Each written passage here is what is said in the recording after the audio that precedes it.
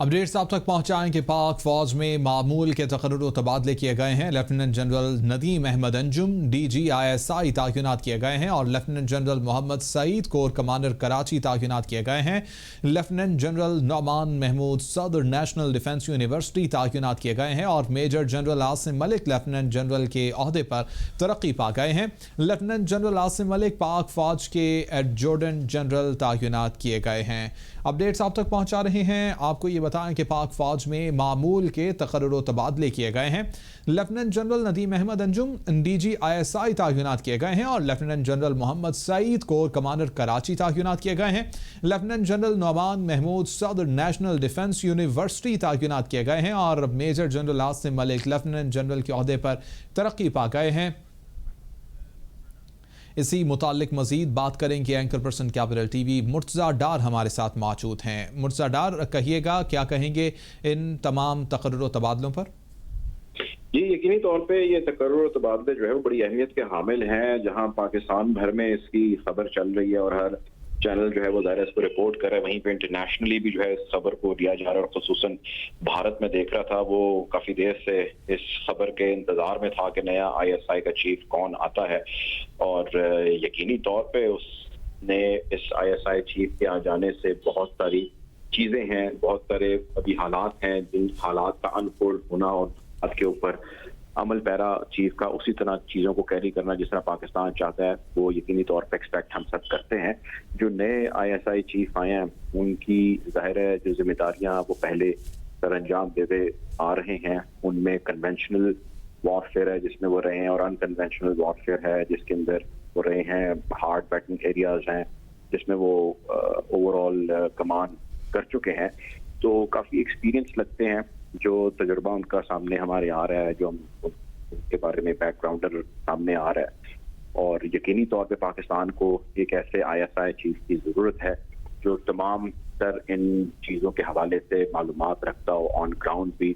और अब तो बल्कि इंटेलिजेंस वॉरफेयर की अगर हम बात करें तो जैन बहुत सारी चीज़ें हैं जो अनकन्वेंशनल हो चुकी हैं, यानी कि अब बहुत सारा जो इन चीज़ों का क्वांटम है या जो इनकी जो डायरेक्शन है वो चेंज हो चुकी है।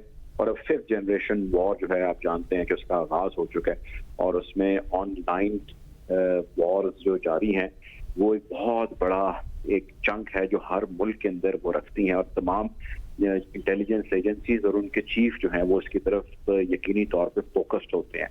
आप जानते हैं कि अभी कुछ अर्सा कबल ही तकरीबन 2 महीने पहले की ये खबर है जब वज़ीर आज़म पाकिस्तान इमरान खान साहब का भी टेलीफोन जो है वो भारत एक इजरायली कंपनी के जरिए से हैक करके उनसे उनके हवाले से मालूमात और अहम शख्सियात की मालूमात इकट्ठी कर रहा था और वो खैर बेचारा जो है वो एक्सपोज हो गया, दुनिया भर के सामने आया। लेकिन जब ये कर रहा था वो वज़ीर आज़म पाकिस्तान नहीं थे, लेकिन आप इससे अंदाजा ही लगा सकते हैं कि वो अपने दुश्मन मुल्क जिसको वो कहता है पाकिस्तान, वो किस हद तक और कितने लेयर्स के अंदर जो है वो अपनी इंटेलिजेंस जो है वो नेटवर्क फैलाने की कोशिश करता है। तो यकीनी तौर पे इनके लिए बहुत सारे चैलेंजेस हैं और ये होंगे जिनमें अफगानिस्तान एक बहुत बड़ा चैलेंज है। जो मौजूदा जो थे ISI के चीफ, अब तो खैर वो उनकी ट्रांसफ़र हो चुकी है, अब जो नए आए हैं उनके लिए यकीनी तौर पे बड़ी अहमियत का हामिल होगा। पाकिस्तान की अफगानिस्तान वाले एंटायर मामले पे जब से ये डायलॉग का प्रोसेस शुरू हुआ और उसके बाद US फोर्सेस का विड्रॉल हुआ और उसके बाद वहाँ पे तालिबान के नए सेटअप का आना हुआ, तो यकीनी तौर पे खित्ते में बदलती सूरत हाल विद इन द कंट्री जो चैलेंजेस हैं वो तो यकीनी तौर पे एक तरफ हैं, लेकिन इंटरनेशनली बहुत सारे ऐसे चैलेंजेस हैं जो सामने आ रहे हैं पाकिस्तान के, और पाकिस्तान को उससे डील करने के लिए यकीनी तौर पे बहुत स्ट्रॉन्ग फुटिंग पे खड़ा होना है। और हम एक्सपेक्ट करते हैं कि जो नए चीफ आए हैं वो इन तमाम मामलात को जो है बेहतरीन अंदाज में जो है वो सॉर्ट आउट करेंगे। और इन तमाम अफगानिस्तान के हालात के अलावा भारत आप जानते हैं जो कि हमारा एक पुराना दुश्मन है, जो कि हर वो मौका हाथ से नहीं जाने देता जिसमें वो पाकिस्तान को मलाइन कर सके या दुनिया के आगे खुदा न खास्ता अंडरमाइन करने की कोशिश करता रहे। तो भारत के साथ इंटेलिजेंस वॉरफेयर, अफगानिस्तान के अंदर जो हालात हैं, मिडल ईस्ट के अंदर ईरान के साथ, इराक के साथ और बाकी दीगर जो कंट्रीज है मिडल ईस्ट उनके साथ जो हमारे मामला चल रहे हैं, इन तमाम चीज़ों पे यकीनी तौर पे हम एक्सपेक्ट करते हैं इनसे कि ये वो नताइज देंगे जो पूरी कौम जो है बेहतर की जिसकी उम्मीद रखती है इनसे। जी मुर्तज़ा डार साथ ही मौजूद रहिएगा। नाजरीन आपको बताएं कि पाक फ़ौज में मामूल के तकर्रुर तबादले किए गए हैं, लेकिन अहम जो तकर्रुर किया गया है वो लेफ्टिनेंट जनरल नदीम अहमद अंजुम का किया गया है, जिनको DGISI तयनात कर दिया गया है। इंतहाई इम्पोर्टेंट रोल होता है इस अहदे का, इस शख्स का जो कि DGISI तयनात किया जाता है। Lieutenant general Mohammad Saeed corps commander Karachi तयनात किए गए हैं। इसके अलावा लेफ्टिनेंट जनरल नौमान महमूद सदर नेशनल डिफेंस यूनिवर्सिटी तयनात किए गए हैं। Major general Asim Malik lieutenant general के अहदे पर तरक्की पा गए हैं और लेफ्टिनेंट जनरल आसिम मलिक पाक फौज के एडजुटेंट जनरल तयनात किए गए हैं। अपडेट्स आप तक पहुंचा रहे हैं। पाक फौज में मामूल के तकर्रुर तबादले किए गए हैं और lieutenant general Nadeem Ahmad Anjum DGISI तयनात कर दिए गए हैं। Lieutenant general Mohammad Saeed corps commander Karachi तयनात किए गए हैं और लेफ्टिनेंट जनरल नौमान महमूद सदर नेशनल डिफेंस यूनिवर्सिटी तयनात किए गए हैं और major general Asim Malik lieutenant general के अहदे पर तरक्की पा गए हैं।